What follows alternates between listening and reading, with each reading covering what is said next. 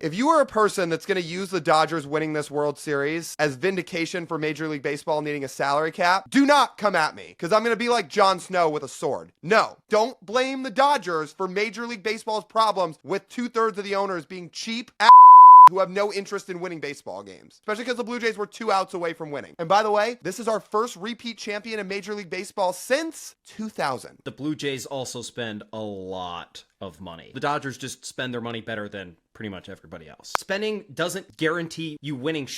What happened to the second highest payroll in baseball, Lyle? Well, I didn't make the playoffs. Crashed and burned. The reason the Dodgers have so many players to pay is because other teams in baseball don't want to pay them. The Braves could have decided to pay Freddie Freeman. They didn't want to. The Rays could have paid Tyler Glasnow. Didn't. Traded him. Every team could have signed Blake Snell. Didn't. Every team could have traded for Mookie Betts. Didn't.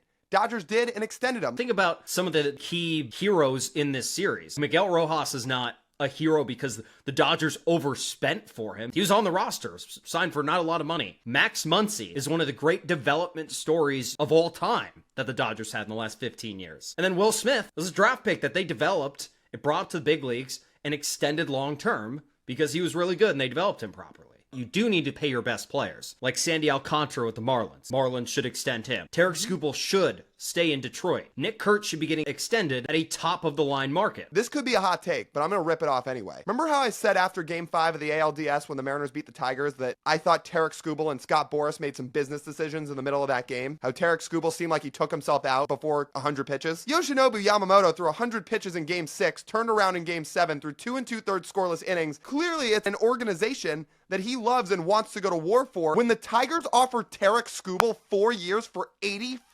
million, why the would that motivate any player to want to go put his ass on the line for an organization? If Tarik Skubal was under a 10-year, $325 million contract, he's probably a bit more available. Correct, but when the Tigers offer him a deal, he's not going to go out there and put his ass on the line for them. I don't blame him. While people are right that yes, not every organization can spend like the Dodgers, every organization could get themselves into the top 10 in baseball and payroll and compete with the Dodgers like the Blue Jays do. They choose not to. And if I'm wrong about that, open your book and prove it. But you won't do that because everybody knows you're making money and you don't want to get scrutinized in a public light. Open your book or I'm not believing you for 1 second.